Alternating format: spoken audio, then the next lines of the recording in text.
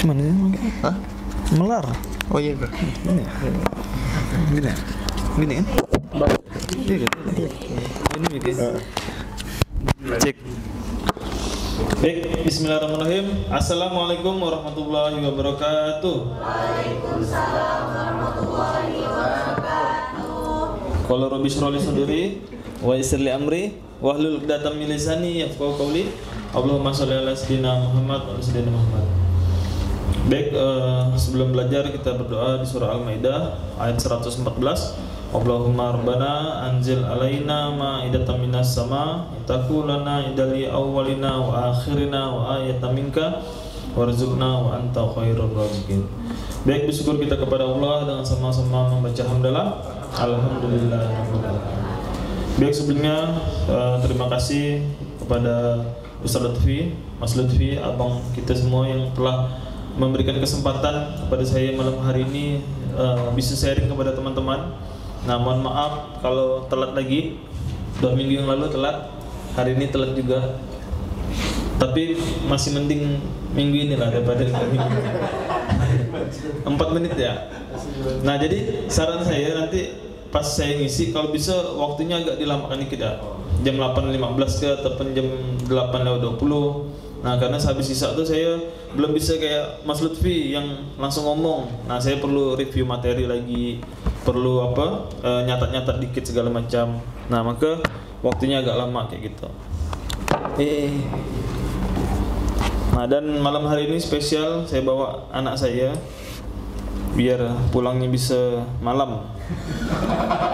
Doakan juga ya teman-teman, semoga pekan-pekan selanjutnya istri saya mau ikut, habis itu lengkap bersama anak-anak kayak gitu. Mohon doanya. Ini apa nih? Tadi tanya-tanya. Oh, oke. Nanti saya bakal bahas kertas-kertas ini ya pas di ujungnya. Pas tadi terlihat pula.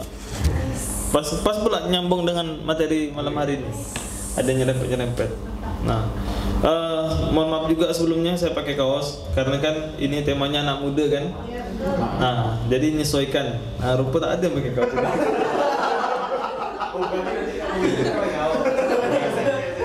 Kalau mungkin materinya tentang kematian, saya pakai gamis kayak gitu. Nah, menyesuaikan materi karena materinya anak muda yang berperan bukan berperan. Nah, maka saya pakai kaos kayak gitu. Oke, mohon dimaafkan ya. Nah, bismillah, kita mulai. Kita mulai dari mana ya? Kan judulnya ini anak muda yang berperan bukan berperan. Nah, pertanyaannya kenapa harus anak muda? Ada yang mau jawab? Tenaga masih banyak, terus? Mayoritas anak muda. Terus? Zamannya anak muda. Ada lagi? Anak muda yang melanjutkannya. Ada muda yang melanjutkannya. Terus? Yang berperan cuma anak muda. Yang berperan cuma anak muda. Nah, baik. Jadi jawaban teman-teman tuh insya Allah benar semua. Nah, cuman kalau boleh mengutip ada quotes bagus. Nah, setiap masa tuh ada orangnya dan setiap orang itu ada masanya kayak gitu. Nah, jadi memang masa yang dibilang zaman sekarang tuh ya masa-masanya anak muda.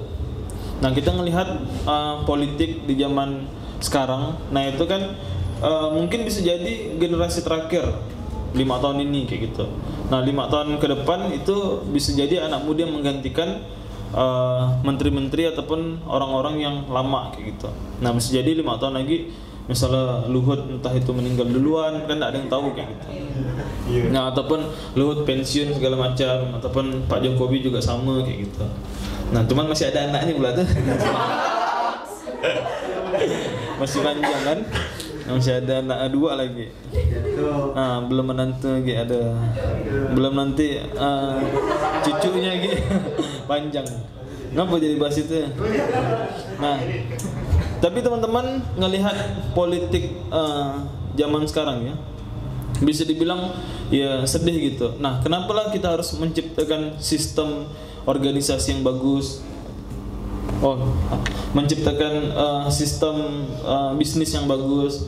Habis itu menciptakan sistem kerjaan ataupun visi misi secara bagus.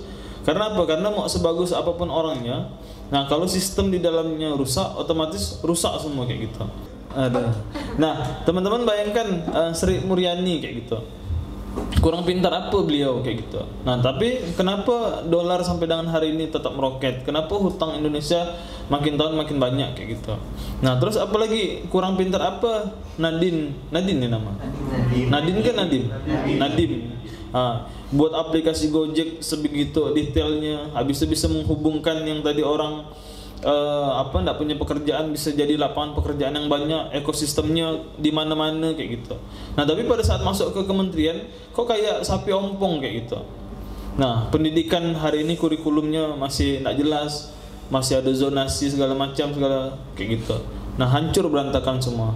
Nah, terus kurang pintar apa Erick Thohir kayak gitu. Dengan kekayaan, dengan kerajaan bisnisnya yang untung triliunan, nah yang bisa ngasih makan untuk anak cucunya 7 keturunan. Nah, tapi pada saat masuk ke BUMN, ngapa semua jadi rugi kayak gitu.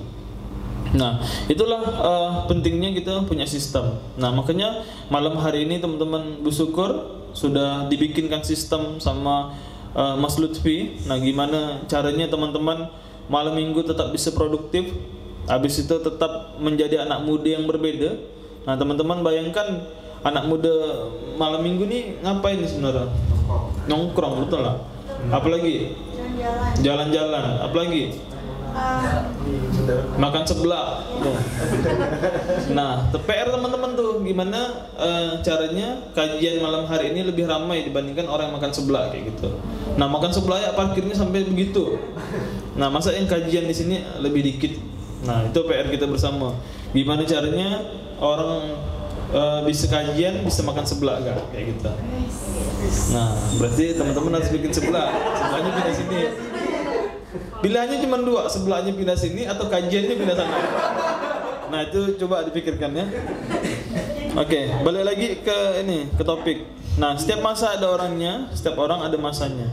Nah, memang secara penelitian anak muda ini agent of change-nya kayak gitu. Agen perubahan. Nah, sama kayak kalau kita berbicara tentang sejarah ya. Waktu pas zamannya krisis moneter. Nah, itu kan yang menjadi agen perubahannya tuh itu para mahasiswa, betul lah. Mahasiswa yang Trisakti, habis itu berkumpul semua dari Universitas Indonesia segala macam.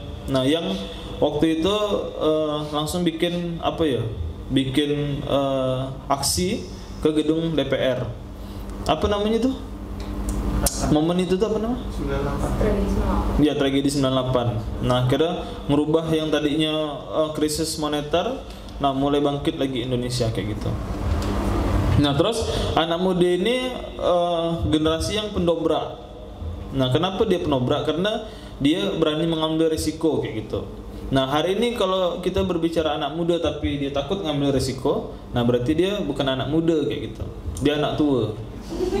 Nah, karena takut, aduh nanti kalau aku maju nih ada sakit nih kayak gitu.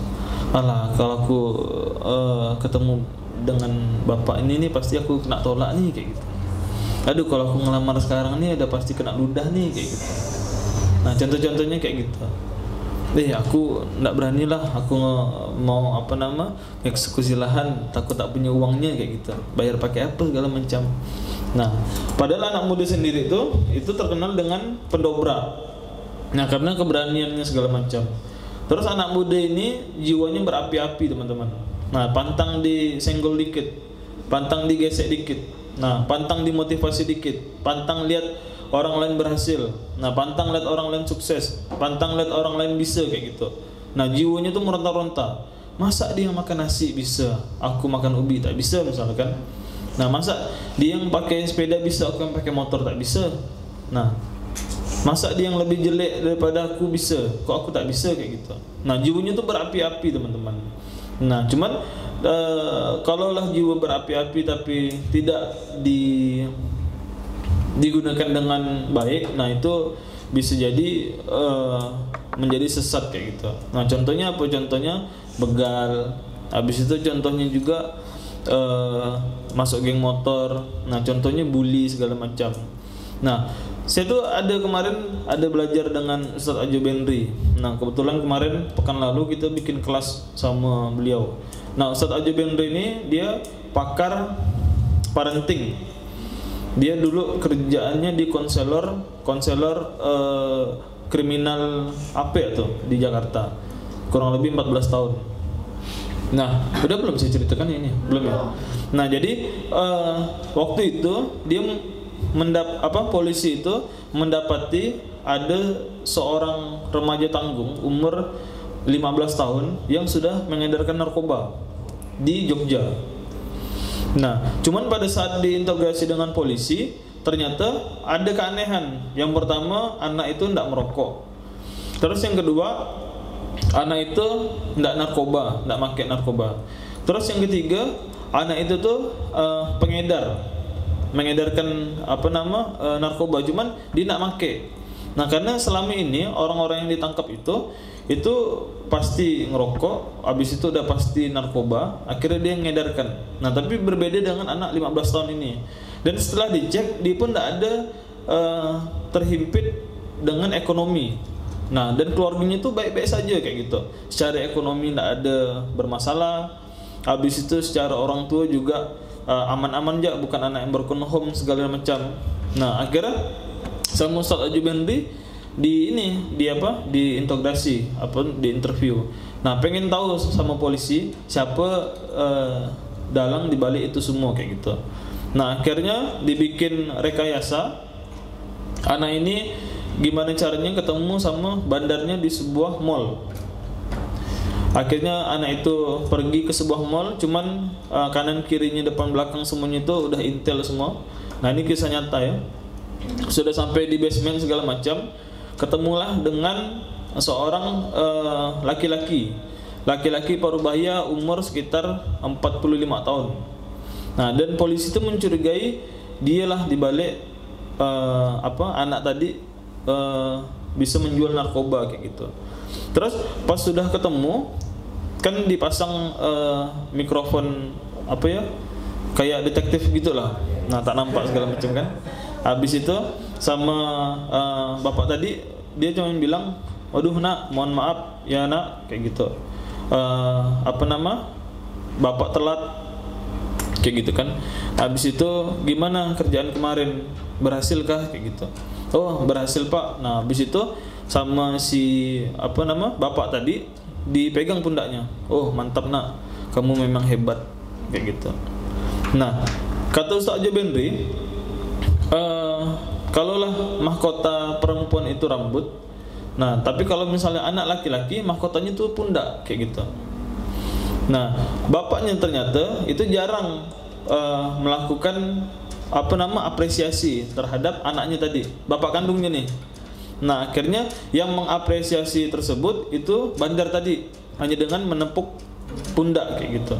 Nah, maka kalau teman-teman melihat kalau misalnya melihat orang-orang besar itu pangkatnya di sini semua, betul lah. Nah, angkatan laut, angkatan darat segala macam. Karena pundak ini nih pangkat yang berharga bagi laki-laki. Nah, tidak ada pangkat itu diletakkan di jidat ataupun di rambut ataupun di mana, di tengkok misalnya kan. Nah, pasti di sini. Nah, karena inilah mahkota laki-laki. Nah, dan jarang seorang ayah itu tahu kalau anak laki-lakinya itu wajib yang namanya diapresiasi kayak gitu. Nah, ternyata setelah ditelusurin segala macam, seorang bandar tadi itu tuh ternyata lulusan S2 psikologi kayak gitu. Nah, dan dia memang sekolah psikologi, sengaja sekolah psikologi biar bisa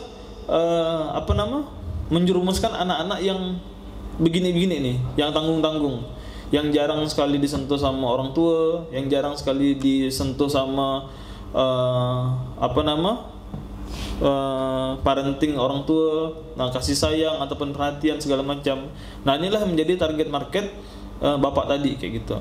Nah, teman-teman bisa bayangkan orang mau melakukan maksiat, melakukan kejahatan sampai seniat itu gitu Bang, sampai sekolah S2 psikologi kayak gitu.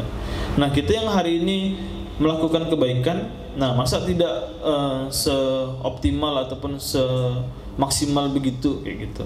Nah, jadi kalau hari ini kita melakukan kebaikan, ya kalau bisa all out juga. Nah, semua resource kita pakai, habis itu semua kemampuan keilmuan kita pakai kayak gitu. Nah, jadi jangan mau kalah sama pelaku maksiat. Nah, jadi buat maksiatnya orang sebegitunya kayak gitu. Nah, masa kita yang buat kebaikan enggak. Nah, oke. Terus balik lagi. Anak muda tadi dia terlibat di setiap peran penting. Nah, peran penting kayak di zaman Rasulullah ataupun pada saat G30 SPKI misalnya yang di Indonesia. Habis itu apalagi proklamasi, habis itu Rengas Dengklok dan lain-lain. Nah, terus ini anak muda ini energinya lebih banyak. Habis itu logikanya juga lebih banyak, nyalinya lebih banyak dibandingkan orang tua. Nah, ada 3 macam jenis anak muda. Yang pertama anak muda yang apatis. Nah, banyak yang hari ini saya temukan, ini kebanyakan orang-orang yang mahasiswa kayak gitu. Nah, bisa dibilang intelektual lah. Semakin dia pintar, semakin dia apatis. Nah, ini tidak tahu datanya betul atau tidak. Saya cuman melihat dari sekeliling saya. Nah, semakin dia pintar, dia semakin apatis. Dia semakin tidak peduli dengan kanan kirinya. Dia tidak peduli dengan depan belakangnya segala macam. Nah, dia semakin menyendiri. Nah, dan itu saya temukan banyak sekali kayak gitu. Nah, apalagi orang-orang yang sudah bertitel mahasiswa, habis itu sudah S1 ataupun lanjut S2. Nah, begitu. Nah, justru orang-orang yang biasa-biasa saja secara akademik, dia lebih aware, dia lebih perhatian kayak gitu.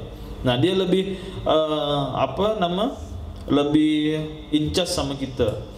Nah, lebih masuk, lebih enak ngobrol, lebih menyatu kalau misalnya ada di dalam kelompok. Nah, beda dengan orang-orang yang apatis. Nah, terus anak muda yang kedua itu anak muda yang bergerak. Nah, anak muda yang bergerak ini bagus. Nah, cuman mereka bergerak asas perintah kayak gitu. Dia belum ada yang namanya inisiatif. Nah, kalau ada perintah baru mereka bergerak. Tapi kalau tak ada perintah, mereka diam aja, bengong, bingung segala macam. Nah, terus tipe yang ketiga, ini tipe pendobrak. Nah, ini yang dibutuhkan sama anak-anak muda zaman sekarang kayak gitu. Nah, dia mau keluar dari kebiasaan, dia yang berbeda dengan anak-anak muda yang lain kayak gitu.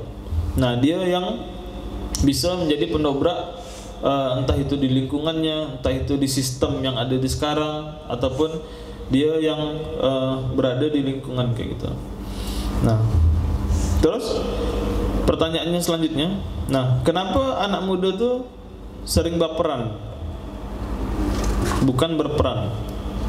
Ada yang tahu nggak?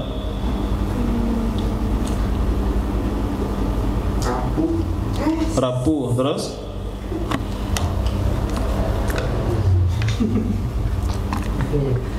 Ngapa anak muda hari ini baperan?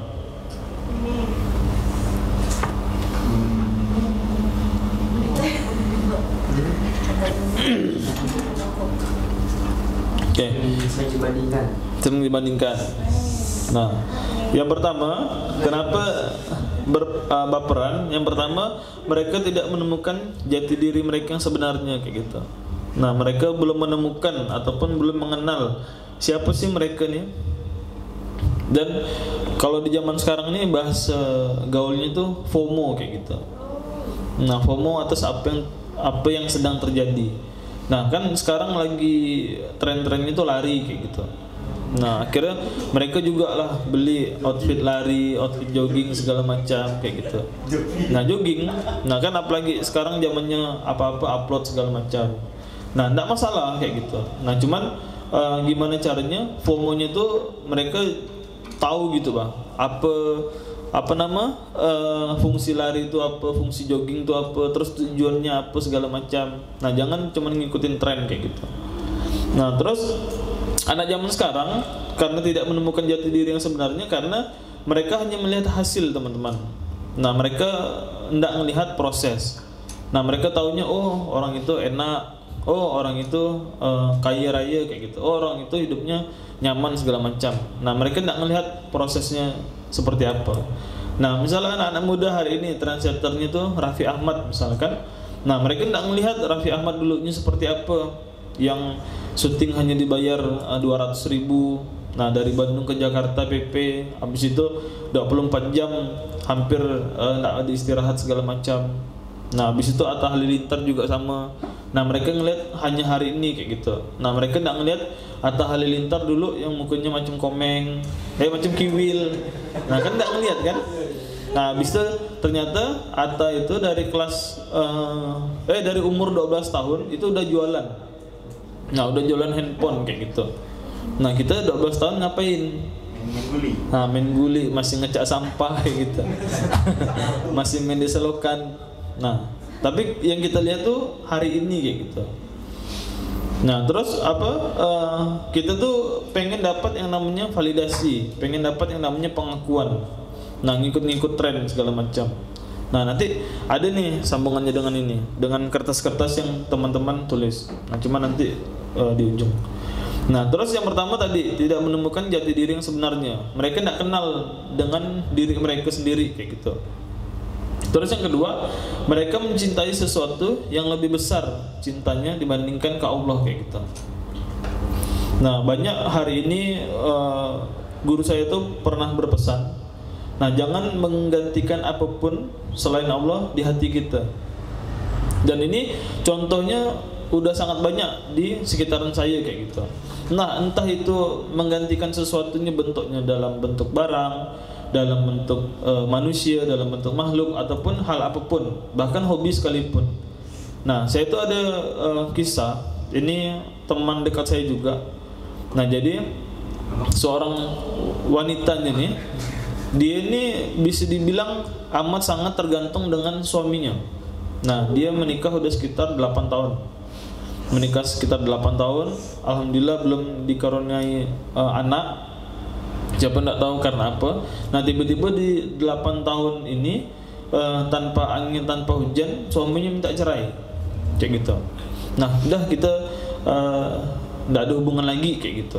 Tak ada angin, tak ada hujan. Bukan karena orang ketiga, bukan karena selingkuh segala macam kayak gitu.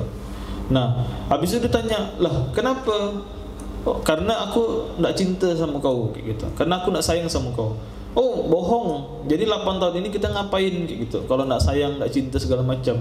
Ya 8 tahun itu pura-pura. Nah, bisa teman-teman bayangkan perasaan perempuan mana yang tidak luka kayak gitu. Nah, dan pada saat hari itu juga ditinggalkan. Dia cuma bawa mobil laki-lakinya, terus istrinya ditinggalkan di rumah yang sudah dibeli, padahal baru dibeli juga, baru ditempatin 2 tahun. Nah, dan rumahnya pun lumayan mahal juga, beserta perabotan-perabotannya. Udah sampai dengan hari ini juga belum ada kata rujuk. Nah, tapi katanya secara pengadilan sudah diputuskan benar-benar cerai kayak gitu. Nah, terus guru saya datang ke sana semalaman dari jam 9 malam sampai dengan jam 6 subuh. Jam 6 pagi, dengar kisahnya segala macam. Ternyata perempuan ini dia bisa dibilang cinta mati kayak gitu. Benar-benar cinta mati sama suaminya. Nah, bahkan kalaupun suaminya pergi kerja itu dicat terus, "Bang, jam berapa pulang?" kayak gitu. "Bang, udah di mana?" segala macam. Pokok apapun kegiatannya, mau kemana pun segala macam harus sama suami. Nah, tidak bisa ndak. Apapun kegiatannya, apapun perginya, apapun lah, pokok harus sama suami. Nah, pokok apa-apa sikit-sikit suami segala macam. Nah, dalam bentuk muhasabahnya semalaman itu, dia baru sadar, oh ternyata 8 tahun ini saya menggantikan posisi Allah di hati saya dengan suami saya kayak gitu. Nah, saya terlalu berharap sekali sama suami saya yang bahagiakan saya. Dia ngasih nafkah, dia ngasih cinta, dia ngasih senang kayak gitu. Dia ngasih barang, dia ngelindungin, pokok semua lah suaminya. Statusnya semua, pokok hubungannya sama suami kayak gitu. Pokok mengeluh-eluhkan suaminya segala macam. Nah, padahal semalaman itu guru saya tidak ada nasihatin apapun. Dia cuma menjadi pendengar. Nah, tapi pada saat ending sampai sholat subuh tuh, dia baru sadar ternyata selama 8 tahun ini suaminya lah menggantikan posisi Allah kayak gitu. Akhirnya apa kata Allah? Allah cabutlah suaminya tadi. Nah, biar Allah lagi yang ada di situ. Nah, hikmahnya begitu besar teman-teman. Dan itu butuh 8 tahun buat Allah nyadarkan dia. Nah, ini bukan cuma satu teman-teman. Ada lagi sama hampir sama mirip. Nah, kisahnya juga begitu. Nah, digantikan posisi Allah dengan kerjaan. Nah, akhirnya bisnis yang udah dibangun bertahun-tahun segala macam tuh hanya sedikit ya selesai semua kayak gitu. Bisnis yang dibangun bertahun-tahun ngancurkannya tidak perlu dengan bertahun-tahun juga, tidak perlu dengan bulan-bulan juga, tidak perlu dengan mingguan, bahkan harian, hanya per jam hilang semua kayak gitu. Nah, itu tadi. Nah, maka hari ini jangan sampai kita menggantikan apapun selain Allah di hati kita. Nah, ini juga ngomongnya memang mudah, teman, prakteknya itu amat sangat susah pasti. Nah, dan saya pun juga masih belajar di sini kayak gitu. Nah, gimana apapun yang terjadi kayak gitu, jangan sampai ada perasaan mengecilkan Allah, jangan sampai ada perasaan berburuk sangka kepada Allah kayak gitu. Yakin ya, pasti Allah nolong, pasti Allah bantu, pasti Allah selesaikan jalan keluarnya.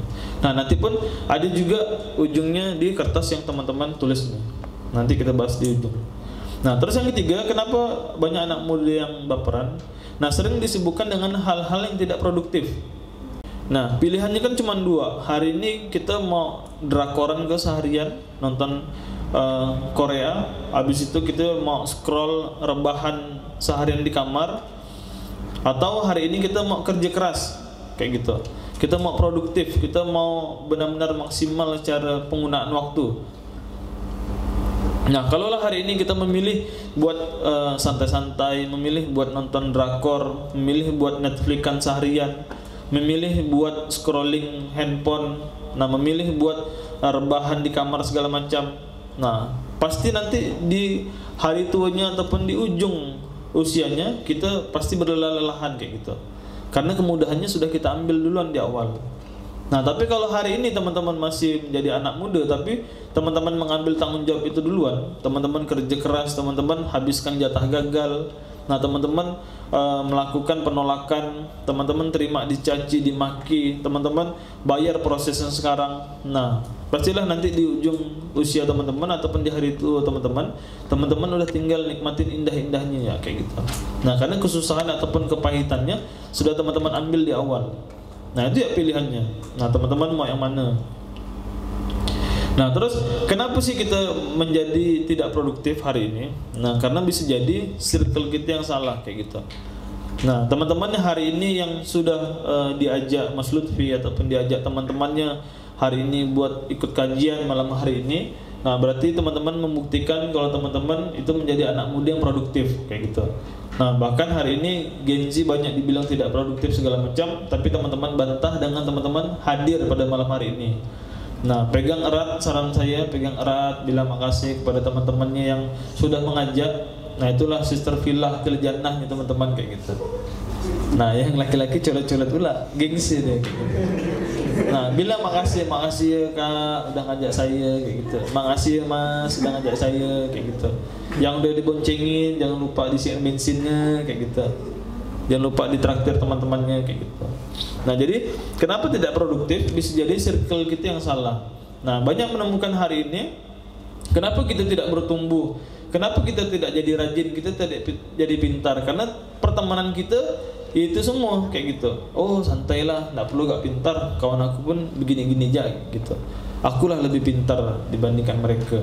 Nah, tapi padahal di circle yang lebih besar teman-teman lah yang paling bodoh misalnya kayak gitu. Oh, santailah, tidak perlu gak kita kerja keras, teman-teman aku pun begini-gini gak kayak gitu. Santai ya. Nah, padahal di circle yang lebih besarnya teman-teman jauh tertinggal. Nah, maka itu tadi betapa pentingnya kita menemukan circle yang tepat. Nah, terus mulainya dari mana Bang? Kayak gitu. Nah, saya ini pengen sekali menjadi anak muda yang berperan kayak gitu. Saya tidak mau saya harus menemukan nih jati diri saya yang sebenarnya nih saya siapa kayak gitu. Saya harus bisa nih mencintai Allah aja dibandingkan mencintai yang lain. Nah, terus saya ini pengen sekali menjadi anak muda yang produktif. Cuman harus mulainya dari mana? Nah, ini call to actionnya. Nah, yang pertama teman-teman harus mulai dari niat kayak gitu. Nah, seperti hadis Nabi, innamal a'malu binniyat wa innamal likulli imri'in ma nawa. Nah, jadi segala sesuatu itu tergantung pada niat. Nah, dan semua itu akan mendapatkan sesuai dengan apa yang ia niatkan. Nah, jadi niat teman-teman buat menjadi anak muda yang tidak berperan ataupun yang berperan tuh apa niatnya kayak gitu. Nah, jadi jangan sampai teman-teman malah salah niat. Nah, terus yang kedua, teman-teman jangan takut untuk memulai. Nah, lakukan ya dulu apa yang ada di depan mata sekarang kayak gitu. Kalau hari ini sudah diamanahin sama tim media, nah berarti teman-teman gila lah dengan media kayak gitu. Yang hari ini sudah megang konveksi produksi, nah gila lah dengan konveksi produksi. Yang hari ini sudah diamanahin mengelola sosial media, nah mulailah dari sosial media kayak gitu.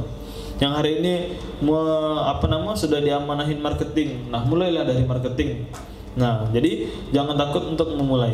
Nah, terus yang ketiga, teman-teman harus menemukan circle yang sejenis. Nah, kalau hari ini teman-teman sudah passion di bidang media nih, habis itu amanahnya juga di bidang media. Nah, teman-teman harus menemukan circle yang sejenis kayak gitu. Biar teman-teman bisa upgrade, entah itu bentuknya online, entah itu bentuknya offline juga, entah itu bentuknya dalam bentuk komunitas ataupun grup WhatsApp segala macam. Nah, itu harus teman-teman temukan. Nah, terus yang keempat, teman-teman harus mulai dari start easy, start small. Nah, dimulai dari yang terkecil, dimulai dari yang termudah, dan dimulai dari yang terkecil kayak gitu. Nah, sama yang terakhir teman-teman harus yang namanya istiqomah. Nah, itu. Nah, terus balik lagi, gimana caranya biar kita tidak baperan kayak gitu. Nah, yang paling penting teman-teman harus bisa mengenal diri teman-teman sendiri.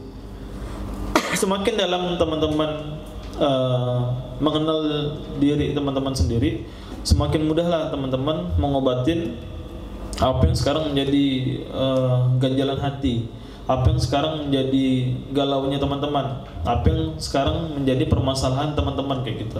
Nah, semakin dalam teman-teman tahu tentang diri teman-teman, nah semakin mudah juga teman-teman memotivasi diri seorang juga. Nah, teman-teman tahu kalau misalnya lagi down, aku harus ngapa nih kayak gitu. Kalau misalnya aku lagi lemah semangat, aku harus ngapa nih. Oh, aku nih ternyata tidak suka dengan ini kayak gitu. Oh, tempat healing aku di mana sih kayak gitu. Oh, aku nih 4 sifat yang paling dominan nih begini. Oh, cara belajar aku nih begini kayak gitu. Oh, aku nih tidak suka orang yang tipenya begini. Nah, itu teman-teman harus mengenalin diri teman-teman seorang juga kayak gitu. Nah, semakin dalam teman-teman tahu tentang diri teman-teman, itu semakin bagus. Nah, yuk coba kita praktek ya. Kakak yang paling belakang, jilbab merah, coba sebutkan 4 sifat dominan kakak. Tahu nggak?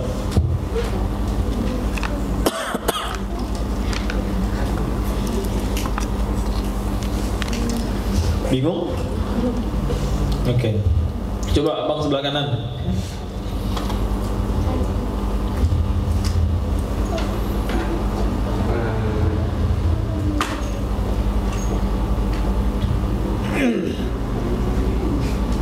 Oke.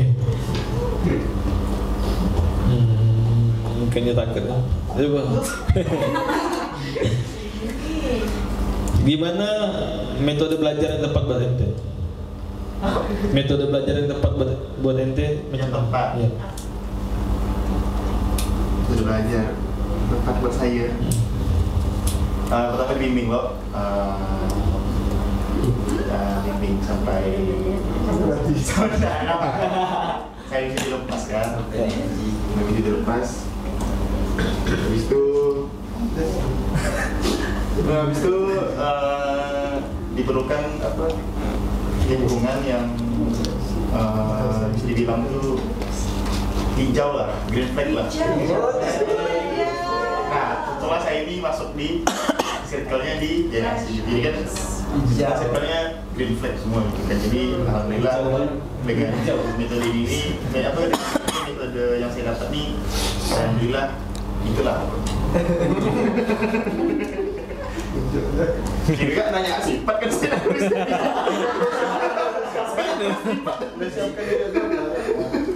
nggak salah. Oke, sebelah nih kakaknya nih. Nah, tempat terbaik buat healing kakak di mana? Kalau tempat terbaik sih dia di rumah aja. Di kamar. Udah. Oh, oke. Satu lagi. Oke, kakak yang depan nih. Nah, paling ujung. Apa yang kakak tak suka dengan ini, dengan orang lain? Sifat-sifat apa yang kakak tak suka dari orang lain?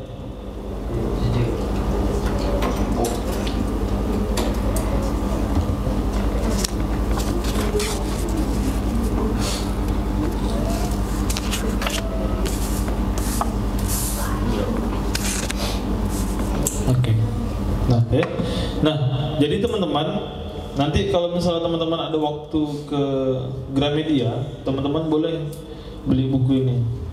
Kemarin malam saya baru nemu bukunya, bagus sekali. Spill. Iya, ini mau di-spill sama. Nah, Sharon Jones, bakar saja buku ini. Oh ini. Tahu. Udah, saya kirim ke Mas Lutfi ya, nanti Mas Lutfi yang Jadi kirim. bakar saja buku ini. Iya, bakar saja buku ini. Rusak ke bakar bu? Bakar. Oh bakar. Mau lihat. Lagi kirim. Kalau yang rusak tuh dia Indonesia kan. Oh ini yang Ini yang barat. Nah, cuman kalau yang rusak tuh dia lebih ke apa nama? Malam Panggil. Ngeri apa? apa karena bahas politik Indonesia. Nah, kalau yang apa nama? Rusak saja buku itu, buku ini. Mau beli? Kira politik. Nah, itu kan buku yang buat meluapkan emosi. Kalau ini buku yang panduan buat mengenal diri kita jauh lebih dalam. Kayak gitu. Tadi saya kirim ke Mas Lutfi. Nanti dicarilah. Nah, kalau kayak ini kan saya baca, gimana caranya supaya kita selalu mensyukuri nikmat yang telah Allah berikan kepada kita. Satu. Terus yang kedua, kenapa kalau sholat 5 waktu malas-malesan, sekali sholat sunnah lebih semangat. Yang ketiga, gimana caranya agar kita selalu bersyukur, agar tidak ada sikit-sikit ngeluh. Gimana caranya agar kita selalu bersyukur? Oh ya, sama. Bagaimana kita mengendalikan bad mood? Nah, pertanyaan-pertanyaan ini teman-teman, ini bakal bisa terjawab kalau misalnya teman-teman sudah mengenalin diri teman-teman seorang, kayak gitu. Nah, saya itu orangnya seperti apa? Saya tidak suka kalau misalnya begini-begini. Nah, 4 sifat dominan saya ini apa, kayak gitu. Nah, kalau saya bad mood, saya harus ngapain? Nah, itu teman-teman tahu semua kayak gitu. Karena hanya diri teman-teman lah yang bisa mengobatin rasa luka yang ada di dalam diri kita. Nah, kadang kalau misalnya saya lagi down, lagi bad mood ataupun lagi drop, nah saya biasa ngomong sama bejo satunya lagi kayak gitu. Nah, masing-masing kita nih punya bukan kodam, punya diri kita yang selama ini kita jarang sekali ngobrol. Nah, hari ini kita sering sekali ngobrol sama orang. Kita sering berbicara sama orang, kita sering dengarkan apa kata orang, kita sering berinteraksi dengan orang lain. Nah, tapi kita jarang sekali mau ngobrol dengan diri kita seorang.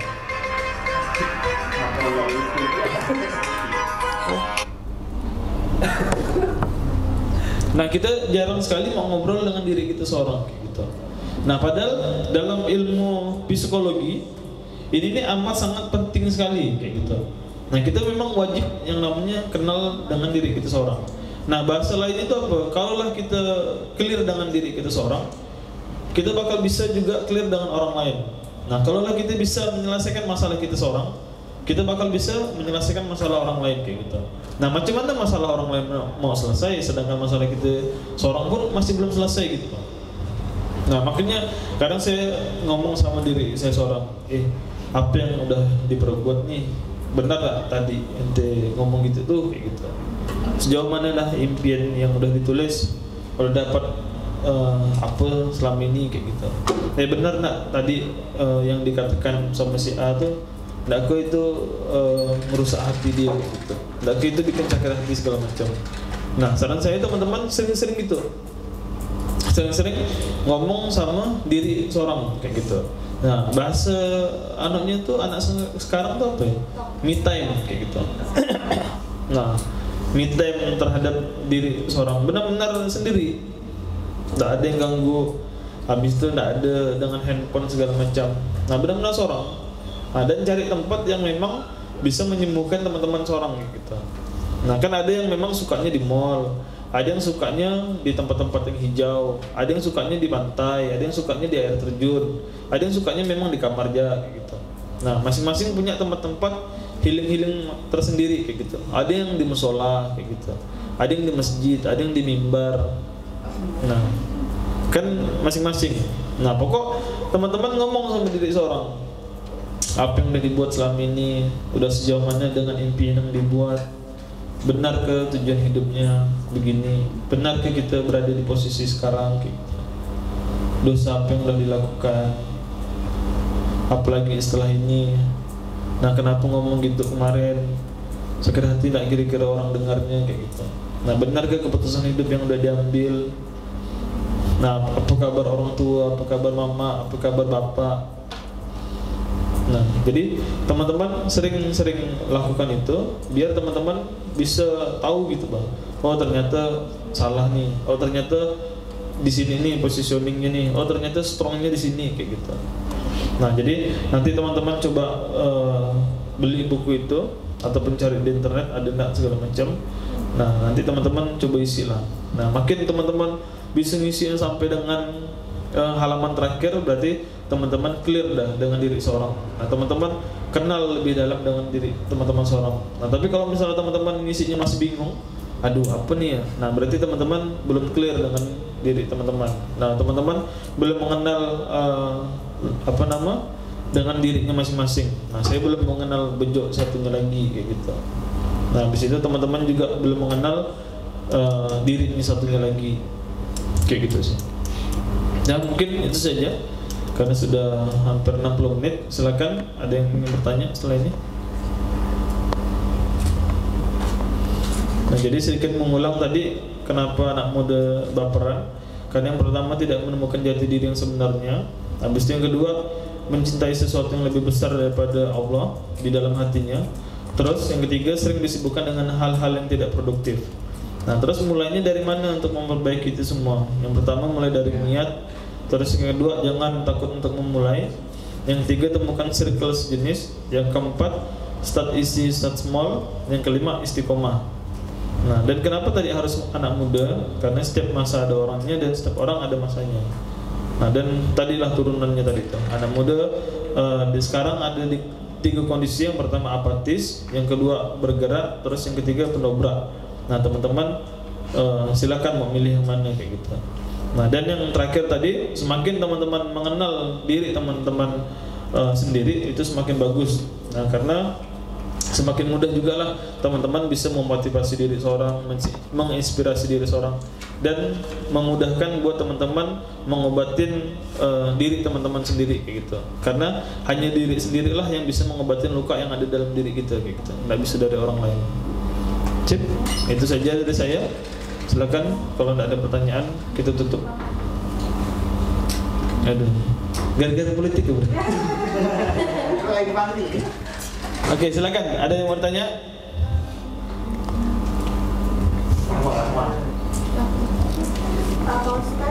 Pak Ustaz. Nggak pakai gamis nih, abang aja. Sama aja. Tadi kan ada tuh 3 macam anak muda. Ya. Salah satunya apatis kan. Terus kenapa apatis? Kenapa apatis? Boleh nggak sih gitu tuh menjadi apatis ketika lingkungan di sekitar kita tuh misalnya kayak bebal gitu, kayak misalnya kita nih udah berusaha mengubah ini nih, bukan mengubah sih, kayak ngasih saran, ngasih ide, tapi tuh lingkungan di sekitar kita tuh bingal dan sendiri. Bolehkah kita always kayak udah lari istilahnya ya, artinya kita kayak nggak mikirkan mereka lagi, kayak meninggalkan gitu. Apakah boleh? Nggak usah. Oke, Pak Ustadz lah. Nah, jadi sebenarnya teman-teman boleh melakukan itu kalau misalnya kita anggap lingkungan kita tuh udah toksik sekali kayak gitu. Nah, mungkin pertama masih kita bilang, habis itu masih kita peringatkan segala macam. Tapi kalau misalnya kelamaan itu bisa mengancam kita, ya udah tinggalkan kayak gitu.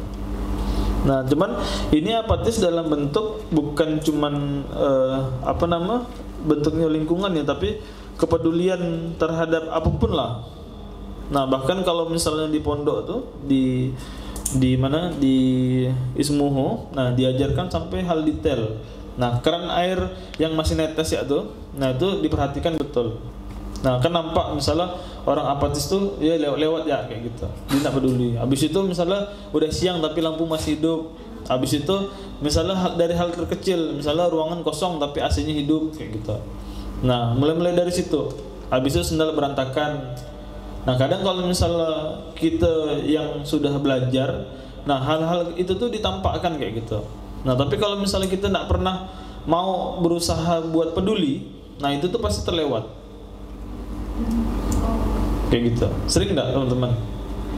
Kita misalnya lewat masuk di sini kan, ngeliat berantakan, kita biasa aja. Tapi pada saat Mas Lutfi ngeliat, berantakan nih, disusun sama beliau, ataupun nyuruh, susun lo kayak gitu.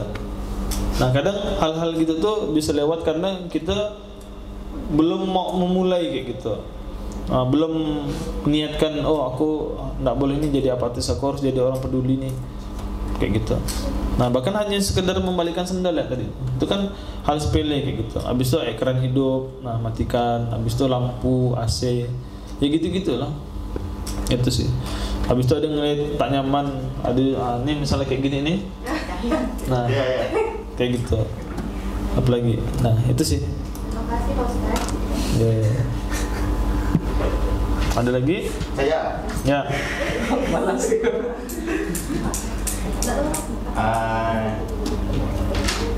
Kadang kan anak muda nih ada beberapa lah ya, tidak semua. Ada beberapa anak muda yang untuk malu untuk berpendapat kepada orang yang lebih tua. Ya. Tapi pas kayak udah berani ngomong untuk kepada orang yang lebih tua, malah timbal balik dari orang tua ke kita nih kayak malah tidak mendukung apa yang sampai anak muda. Nah itu gimana lah? Nah, pas banget ya. Nah, itu materi minggu lalu juga saya baru dapatkan. Ternyata itu tuh dimulai dari pendidikan pada saat dari taman kanak-kanak, habis itu sekolah dasar, lanjut SMP, SMA sampai dengan kuliah. Nah, ini pendidikan yang ada di negeri teman-teman yang salah kayak gitu. Nah, karena kenapa pada saat kita sekolah waktu dulu, nah pada saat kita mengemukakan pendapat, itu guru pada saat kita mengemukakan pendapat, padahal itu pendapat kita, nah tapi disalahkan sama mereka. Akhirnya apa yang dilakukan? Kita disuruh maju ke kelas, betul lah. Maju depan kelas, habis itu dihukum. Nah, disuruh tarik telinga ataupun angkat kaki satu segala macam. Nah, padahal kalau dilihat dari kacamata pendidikan di Barat, mengemukakan pendapat itu hak semua orang. Nah, walaupun itu menurut guru itu salah, tapi guru itu tidak berhak buat menyalahkan. Nah, maka kalau teman-teman melihat orang Barat, dia lebih proaktif buat berdebat ataupun buat mengemukakan pendapat kayak gitu. Misalnya ada yang ingin bertanya, nah bisa jadi semuanya hampir satu kelas itu ngangkat tangan. Habis itu kalau dilihat ada yang salah segala macam, mereka berani berpendapat. Nah, tapi kalau sekarang di Indonesia, nah jangankan yang besar-besar, yang kecil ya, kalau ditanya pengen apa, cita-citanya pengen apa segala macam, malu kayak gitu, ataupun takut buat ngejawab. Nah, takut apa? Takut disalahkan. Tak betul tuh, tak bagus jadi ini, bagus jadi ini aja kayak gitu. Nah, dia guru pendidikan di Indonesia tuh melihat hanya dengan satu kacamata kayak gitu. Nah, sedangkan pendidikan di luar sana melihat dengan banyak angle ataupun banyak kacamata. Nah, contohnya pun juga masih terjadi sampai dengan hari ini. Misalnya nih, guru lagi menjelaskan, habis itu ada anak muridnya yang mendengar, cuman dia gerak-gerik itu seperti tidak mendengar kayak gitu. Nyatat sendiri lah, coret-coret, bikin gambar, bikin palak sapi, palak kuda kayak gitu. Nah, guru sedang menjelaskan. Nah, guru melihat dia lagi tidak mendengarkan. Nah, padahal cara belajarnya itu memang begitu, gitu bang. Nah, telinga dia mendengar, tapi secara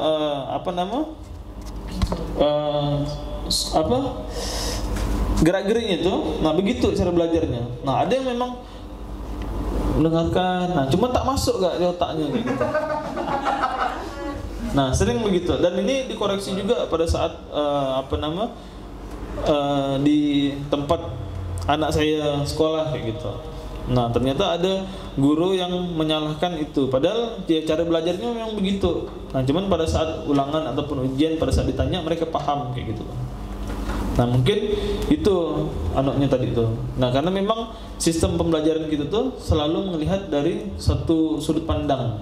Nah, bukan dari berbagai angle. Nah makanya akhirnya pada saat kita mau mengemukakan pendapat, kita nggak usah lah, nanti salah malu nih kayak gitu, nanti salah disorakin nih, nah nanti salah malah disalahkan nih, dah bagus diam-diam aja kayak gitu. Itu sih. Nah terus mungkin ada beberapa pertanyaan yang teman-teman bisa menjadi gambaran gimana caranya teman-teman bisa mengenali diri sendiri. Nah jadi teman-teman mungkin bisa dimulai dari untuk siapa kita dilahirkan, apa itu tujuan kita dilahirkan di dunia ini apa sih. Nah terus peran penting kita zaman sekarang ini ngapa kayak gitu. Aku peran di angkasa permai ini apa ya kayak gitu. Aku perannya di AP Squad nih ngapain ya? Mau ngapain aku di sini ya kayak gitu. Nah aku peran di Bos Kaos nih apa gitu loh. Nah aku duduk hari ini di musola nih ngapain kayak gitu. Nah mungkin teman-teman bisa mulai dari situ. Nah terus siapa yang peduli dengan kita hari ini. Nah terus apa itu cinta. Nah terus gimana cinta itu tumbuh. Nah hal-hal apa yang bikin teman-teman tuh menjadi semangat. Terus kapan kita harus istirahat. Nah kemana kita harus kembali. Nah apakah kita sudah menghargai orang lain. Apakah kita masih terpaku pada perkataan orang lain. Habis itu apakah diri kita sudah menjadi baik selama ini. Nah begitu-gitulah. Nah kita suka miskin atau kaya, suka nindas atau menindasi, suka diam ataupun melawan. Nah nanti teman-teman cobalah baca buku itu kayak gitu. Dan bukan dibaca sih, dia lebih ke pertanyaan yang harus kita jawab. Itu sih teman-teman. Ada lagi kira-kira? Ya. Kan tadi abang ada menyebutkan tentang anak muda ini sering disibukkan dengan hal-hal yang tidak produktif. Ya. Nah, kadang tuh bang, dari pengalaman saya, ketika kita tuh udah rencana gitu, wah ini aku mau produktif nih, mau ngerjain ini, mau nyelesain ini gitu. Nah, ketika udah berniat gitu tuh ada aja iklan yang lewat gitu. Tiba-tiba atasan masuk ruangan lah, nyuruh kita sibuk dengan hal lain. Jadi mau tidak mau kita sibuk dengan hal itu gitu. Padahal bagi kita hal itu tuh dikerjakan bulan depan tuh tak ada yang protes sebenarnya. Jadi gimana lah bang ketika udah niat buat produktif tapi iklan itu tuh lewat. Oke. Nah balik lagi ke diri seorang. Nah selama teman-teman punya manajemen waktu yang bagus, nah bagi saya itu bukan sebuah masalah sih kayak gitu. Karena kan misalnya kayak kita kan sudah punya HP masing-masing kan, smartphone. Nah jadi biasanya saya itu setiap setelah bangun subuh, setelah sholat subuh tuh kan itu ada jeda tuh dari sholat subuh sampai ke syuruk. Nah kadang langsung dibayangkan hari ini mau ngapa-ngapa segala macam. Habis itu ditulislah di handphone tuh, di catatan. Nah kalau saya nulisnya di spreadsheet. Nah ini baru juga saya lakukan teman-teman. Nah kalau teman-teman lihat ini saya melakukannya baru dari bulan Desember. Nah pertanggal nih. Nah yang hijau ini dilakukan, yang merah tidak sempat saya lakukan. Nah Januari, Februari. Nah disinilah saya bisa melihat produktif saya lebih produktif bulan ini atau menurun atau meningkat kayak gitu. Nah terus apa yang saya lakukan ini kira-kira bertumbuh atau enggak. Nah terus pencapaian saya besarnya misalnya di bulan Juli itu ngapain sih, apa yang saya lakukan. Nah track recordnya tuh nampak semua kayak gitu. Nah jadi kalau bisa teman-teman mikirkan dulu sebelum beraktivitas tuh hari ini mau ngapain sampai dengan tidur lagi. Nah habis itu lakukan skala prioritas. Nah mana yang menjadi prioritas kayak gitu. Nah mana yang menghasilkan duluan, mana yang masih bisa ditunda besok. Nah mana yang kira-kira udah benar-benar mepet yang harus dilakukan segala macam. Nah kadang kalau misalnya kita sudah punya skala prioritas, nah itu waktu benar-benar produktif, nggak bakal terbuang sia-sia kayak gitu. Nah selama ini yang menjadi kita nggak produktif, kita bingung kita mau ngapain kayak gitu. Nah kita nggak tahu kita ini mau ngapain seharian ini, terus apa yang mau kita capai. Nah terus goals apa yang mau kita capai bulan ini, terus goals hariannya seperti apa segala macam. Nah kadang plannya itu yang belum jelas. Nah makanya bikin kita nggak produktif gitu sih. Karena kalau misalnya teman-teman sudah nulis, habis itu hari itu tiba-tiba disuruh sama atasan segala macam. Nah karena tadi teman-teman sudah nulis, itu tinggal dipindahkan ya buat hari besok kayak gitu. Nah tapi kalau teman-teman tidak nulis, akhirnya ngerjakan punya atasan, akhirnya besoknya lupa dah apa yang mau dikerjakan kemarin kayak gitu. Akhirnya lewat lagi. Itu sih. Nah sama yang kedua, teman-teman jangan menunda. Nah karena menunda itulah sifatnya setan kayak gitu. Nah dan semua yang hari ini gagal dalam hidup, habis itu tidak sukses bisa dibilang, itu karena dia menunda. Bukan karena dia tidak melakukan, tapi dia menunda. Nanti lalu, besok lalu, minggu depan lalu, bulan depannya, tahun depannya, akhirnya tak dilakukan kayak gitu. Mungkin itu saja Mas Lutfi dari saya. Nah terima kasih banyak atas kesempatannya.